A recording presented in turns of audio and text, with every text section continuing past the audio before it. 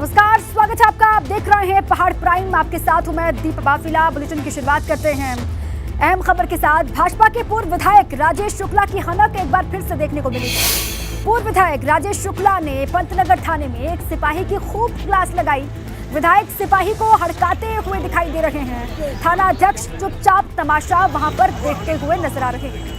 बताया जा रहा है कि पंतनगर क्षेत्र के रहने वाले दो पड़ोसियों के बीच विवाद हो गया था और विवाद के बाद महिला ने पुलिस को मौके पर बुला लिया था, जिसके बाद चीता पुलिसकर्मी भाजपा बूथ अध्यक्ष के घर पर पहुंच गए और आरोप है कि बूथ अध्यक्ष के घर सिपाही पहुंचा तो वो नशे में धुत था और इसी दौरान सिपाही ने बूथ अध्यक्ष के साथ मारपीट कर गाली गलौज की। मगर बड़ा सवाल यह है कि अगर सिपाही ने कुछ गलत किया था तो फिर पूर्व विधायक की व्यवहार को कौन ठीक बताएगा? उनका जो व्यवहार है उसको भी ठीक नहीं बताया जा रहा। मारो मेरे सामने, मुझे मारो, निकाल के मुझे मारो। बदतमीजी में बिंदा है ये। मेरे सामने मेरा फाड़ डालो। ठीक करो मेरे दिमाग में कितने सबके। जो कुछ नहीं समझ रहा यहाँ पर बहुत। सराफत करने में लगे नहीं। मेरा घर करने का मार खाएगा। क्यों मार खाएगा मेरा घर करना? क्यों मारा तुमने? कैसे हिम्मत है तुम्हारी मारने की? निकल के आके मारा ही वो उस लड़की के घर में से निकल के आके तब मारा ही मारो, उसके कहने से मारा तुमने। वहाँ पैसे खा गया तुम। पैसे खा तुमने वहाँ पर। समझाने की बात किया। अब पूरा टाइम मारने लगे। मारो उसे, मारो, क्यों मारो? मारो। पूरा परिवार है तो बता दे। उसको नहीं मारा तुमने, मुझे मारा है। उस सिपाही ने सबके सामने कहा कि हाँ मैंने उनको मारा और मुझसे गलती हो गई। ये गलती नहीं, एक तरह से ये मैं कहूँगा अपराध है कि आप सिपाही हैं, सरकारी ड्यूटी पर हैं और आप शराब पी के जा रहे हैं। रात के 1 बजे किसी भाजपा कार्यकर्ता या कोई भी हो, मैं कहता हूँ साधारण नागरिक ही हो, कोई हो, उसके यहाँ जाके बदतमीजी कर रहे हैं, माँ बहनी गालियाँ बक रहे हैं, उसे मार रहे हैं। इससे हमारे पुलिस की छवि अच्छी नहीं बनती। मैंने उस पर अपना विरोध जाहिर किया है। मैं वहाँ गया, कोतवाल में, और उन्होंने मेरी बात कराई। और अब बात हरिद्वार पंचायत चुनाव में केसरिया परचम की। हरिद्वार जिला पंचायत चुनाव में इस बार भाजपा का शानदार प्रदर्शन रहा है। साथ ही 18 सीटों पर निर्दलियों ने बाजी मारी है। मगर अब सबकी निगाहें जिला पंचायत अध्यक्ष पद पर टिकी हुई हैं। सवाल यह है कि जिला पंचायत अध्यक्ष कौन बनेगा?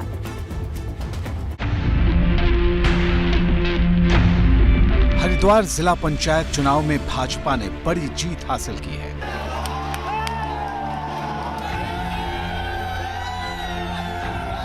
विधानसभा चुनाव के दौरान हरिद्वार जिले में भले ही भाजपा का प्रदर्शन अच्छा नहीं रहा हो, मगर पंचायत चुनाव में तो हरिद्वार में भाजपा का ही परचम लहरा रहा है। राजनीतिक तौर पर हरिद्वार उत्तराखंड का सबसे बड़ा जिला है। हम ये भी कह सकते हैं कि उत्तराखंड का सबसे बड़ा पॉलिटिकल डिस्ट्रिक्ट हरिद्वार है। वहाँ पर 11 विधानसभाएं हैं और जिला पंचायत की 44 सीटें हैं। अभी 2 दिन पहले पंचायत चुनावों के नतीजे आए हैं, जिसमें भारतीय जनता पार्टी ने अपना आज तक का श्रेष्ठ प्रदर्शन करते हुए 14 सीटें जीती हैं, लेकिन बहुमत से ये आंकड़ा बहुत दूर है। अपना श्रेष्ठ प्रदर्शन तो भाजपा कर गई, 44 में से 14 जीतकर, चूंकि पिछली बार मात्र 3 सीट भाजपा जीत पाई थी और इस बार 14 जीतकर बढ़त तो बनाई है, लेकिन जिस जादुई आंकड़े को, जिस बहुमत के जिस जादुई आंकड़े को भाजपा को छूना चाहिए था, वहां तक नहीं पहुंच पाई। हरिद्वार जिले में जिला पंचायत की 44 सीटें हैं। इस बार 14 सीटों पर भाजपा ने जीत दर्ज की है, जबकि 8 सीटों पर बसपा और 4 सीटों पर कांग्रेस के अधिकृत प्रत्याशी चुनाव मैदान में जीतने में कामयाब रहे हैं। उधर 18 जिला पंचायत सीटों पर निर्दलीय उम्मीदवारों की जीत हुई है। जिला पंचायत अध्यक्ष के चुनाव की और आरक्षण की अधिसूचना तो अभी जारी नहीं हुई है, लेकिन राजनीतिक दलों ने जोड़ तोड़ शुरू कर दिए हैं। भाजपा के लिए सुखद ये है कि उनके 44 में से 14 जरूर जीते हैं, लेकिन उनकी जो प्रतिद्वंदी पार्टियां हैं बसपा और कांग्रेस मात्र 4 और बसपा मात्र 8 सीटें ही जीत पाई है। अब भाजपा को जिला पंचायत अध्यक्ष की कुर्सी पर अपने दूल्हे को सजाने के लिए निर्दलियों की बारात सबसे मुफीद दिख रही है। चूँकि निर्दलियों की संख्या सबसे ज़्यादा है, 18 निर्दलीय जीतकर आए हैं 44 में से। मगर अब सबकी निगाहें जिला पंचायत अध्यक्ष को लेकर टिकी हैं। चर्चा है कि जिला पंचायत अध्यक्ष भाजपा का ही बनेगा, क्योंकि भाजपा ही पंचायत चुनाव में सबसे बड़ी पार्टी के रूप में उभरकर सामने आई है, जिसके अधिकृत प्रत्याशियों की जीत हुई है। भाजपा के लिए सबसे मुफीद और सबसे सॉफ्ट टारगेट वहां पर निर्दलीय हैं, लेकिन फिर भी देखने वाली बात यह है कि जिला पंचायत अध्यक्ष पर किसी प्रत्याशी को बनाए जाने से पहले निर्दलियों को भरोसे में लिया जाता है कि नहीं, या निर्दलीय जीतकर आने वाले अध्यक्ष के किसी नाम पर अपनी शर्त तो नहीं थोपते।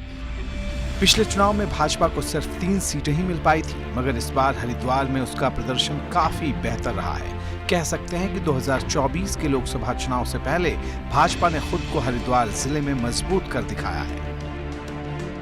एबीपी गंगा के लिए देहरादून से अजीत सिंह राठी की रिपोर्ट।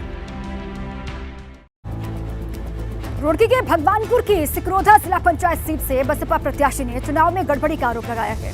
बसपा प्रत्याशी दानिश्ता खातून का कहना है कि पहले वो चुनाव जीत गई थी, मगर बाद में रिकाउंटिंग कराई गई, जिसमें भाजपा प्रत्याशी को विजय घोषित कर दिया गया। इंतजार करने के बाद हमें पता चला कि रिकाउंटिंग उन्होंने अपने हिसाब से की। प्रशासन ने शासन के दबाव में काम किया। रिकाउंटिंग 12 बजे के बाद स्टार्ट हुई। 12 बजे के बाद जब रिकाउंटिंग स्टार्ट हुई, उन्होंने कहा, उसमें उन्होंने अपने इनवैलिड वोट वैलिड बताकर 67 वोटों से उन्हें विजय घोषित कर। पंचायत चुनाव को लेकर कांग्रेस प्रदेश अध्यक्ष करण महरा का बयान भी सामने आया है। करण महरा ने एक तरफ विजय प्रत्याशियों को बधाई दी, शुभकामनाएं दी, तो वहीं दूसरी तरफ ये भी कहा कि विजय प्रत्याशी धन और बल से दूरी बनाकर रखें।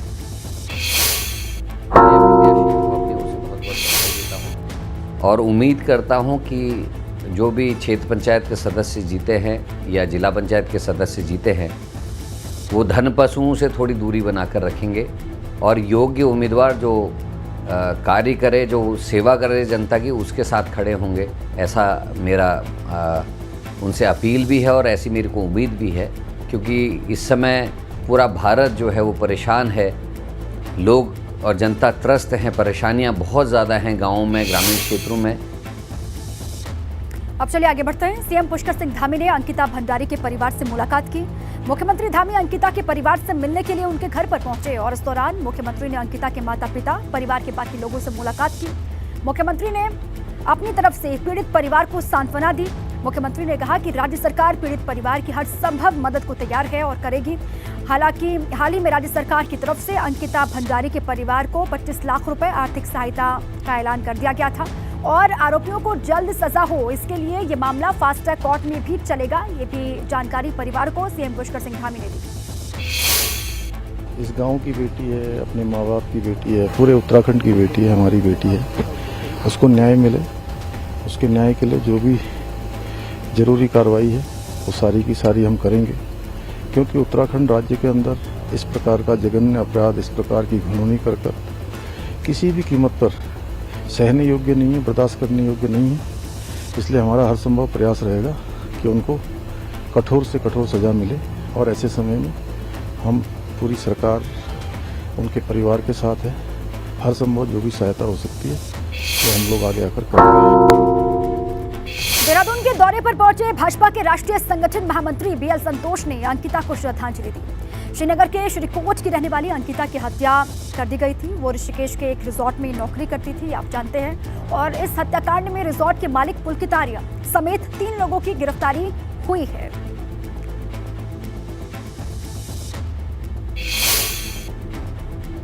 और बड़ी खबर है, अंकिता हत्याकांड से जुड़ी बड़ी खबर आपको बता दें। एसआईटी ने आरोपियों को 3 दिन के रिमांड पर लिया है। पुलकित और उसके 2 साथियों से पूछताछ अब होगी। आरोपियों को घटनास्थल पर ले जाएगी एसआईटी, ऐसी खबर। अंकिता हत्याकांड से जुड़े सबूत तलाशने की लगातार अब कोशिश की जाएगी, बड़ी खबर है। एसआईटी ने आरोपियों को 3 दिन के लिए रिमांड पर लिया है। पुलकित आर्य और उसके 2 साथियों से अब पूछताछ की जाएगी।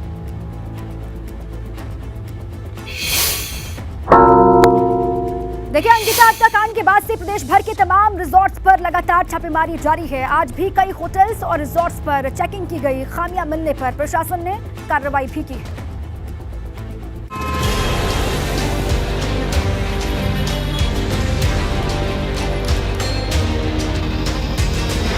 अंकिता हत्याकांड के बाद उत्तराखंड के होटल, रिजॉर्ट और होम स्टे पर ताबड़तोड़ छापेमारी हो रही है।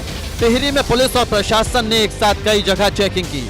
इस दौरान होटल, रिजॉर्ट और होम स्टे से जुड़ी तमाम जानकारी जुटाई गई। खामियां मिलने पर टिहरी और तपोवन क्षेत्र में कई होटलों के चालान किए गए। डीजीपी महोदय और एसएसपी महोदय के निर्देशन में एक हमारी टीम बनाई गई है, जो कि होटल और रिजॉर्टों में जो संदिग्ध गतिविधियां उनके दृष्टिगत सघन चेकिंग अभियान चलाया जा रहा है। तो अभी तक टिहरी जनपद टिहरी मुख्यालय में और मुनिकीरेती के क्षेत्र में जो ज्यादातर जो होटल है वो तपोवन क्षेत्र में है। इनमें किया गया, जो चेकिंग किए गए, तो उसमें 4 होटलों के चालान किए गए 83 पुलिस एक्ट में और 12 चालान किए गए हैं 81 पुलिस एक्ट में। मसूरी में भी होटल, रिजॉर्ट और स्पा सेंटरों पर छापेमारी हो रही है। मसूरी धनोल्टी रोड, भट्टा गांव, झड़ी पानी और बार्लोगंज क्षेत्र में छापेमारी हुई। इस दौरान 2 कॉटेज को सील किया गया, वहीं एक होम स्टे का लाइसेंस निरस्त कर दिया गया। कई जगह गड़बड़ी मिलने पर नोटिस दिया गया। होटल है, रिजॉर्ट्स हैं, होम स्टे हैं, स्पा है, इन सब की सघन जांच की जा रही है और एक टास्क फोर्स बनी है जो डिफरेंट डिपार्टमेंट है, जिसमें एमडीडीए भी है, पुलिस भी है, रेवेन्यू भी है, सिंचाई भी है, नगर पालिका है और हमारा पर्यटन विभाग है। तो उसके क्रम में पिछले दिनों भी अभियान चलाया था, उसमें 7-8 पे कार्रवाई हो चुकी है। आज भी अभियान कंटिन्यू चल रहा है। अभी देख रहे हैं कि जिन होटल रिजॉर्ट्स ने यहाँ संचालन शुरू कर दिया लेकिन अपने आप को पंजीकृत नहीं कराया है, तो उनको, क्योंकि इसमें जुर्माने का भी प्रोविजंस है। अल्मोड़ा में भी एक होटल पर छापेमारी की गई। इस होटल में अवैध रूप से शराब परोसी जा रही थी। अंकिता हत्याकांड के बाद प्रशासन और पुलिस लगातार छापेमारी कर रहा है। जहां कहीं पर भी खामियां मिल रही हैं, वहां कार्रवाई हो रही है।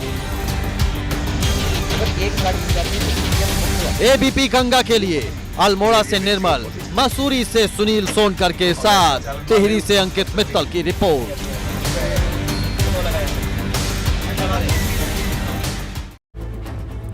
और अब चलिए आगे बढ़ते हैं। उत्तरकाशी से खबर है। उत्तरकाशी में धरासू बैंड के पास बंद गंगोत्री नेशनल हाईवे को खोल दिया गया है।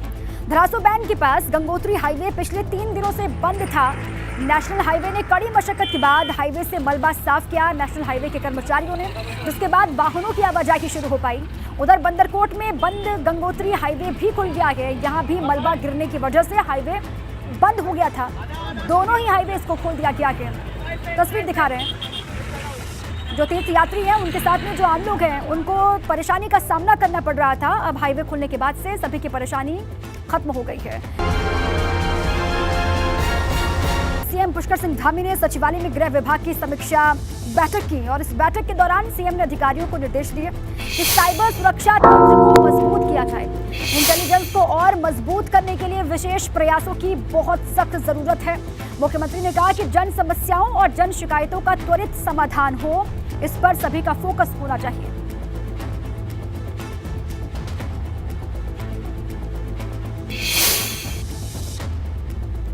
देहरादून से बड़ी खबर है। विधानसभा भर्ती मामले से जुड़ी बड़ी खबर आपको बता दें। विधानसभा के निलंबित सचिव मुकेश सिंघल गैरसैंण विधानसभा अटैच किए गए हैं। निलंबन के दौरान गैरसैंण विधानसभा में अटैच किए गए निलंबित सचिव मुकेश सिंघल ने कल शाम ज्वाइन किया है। विधानसभा अध्यक्ष ऋतु खंडूरी ने ये जानकारी दी है।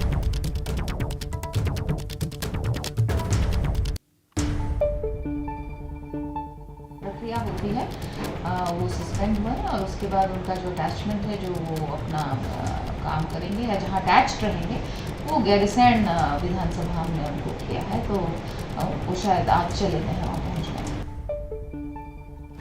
परिवहन मंत्री चंदन रामदास अल्मोड़ा के दौरे पर पहुंचे और इस दौरान उन्होंने भाजपा कार्यकर्ताओं से मुलाकात की। परिवहन निगम को लेकर चंदन रामदास ने कहा कि परिसंपत्ति बंटवारे से मिली राशि से निगम की हालत में सुधार होगा। हाल ही में यूपी सरकार से परिवहन निगम को जो 100 करोड़ रुपए मिले हैं उसका इस्तेमाल नई बसें खरीदने में किया जाएगा।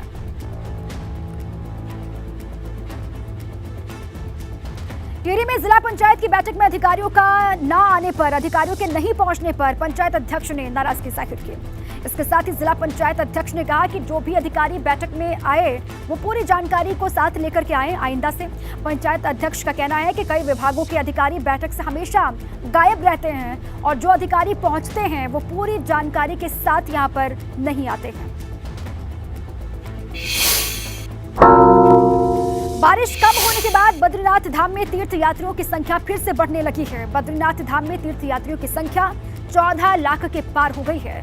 कोरोना काल के बाद बद्री धाम की यात्रा पर यह सबसे ज्यादा यात्रियों की संख्या है।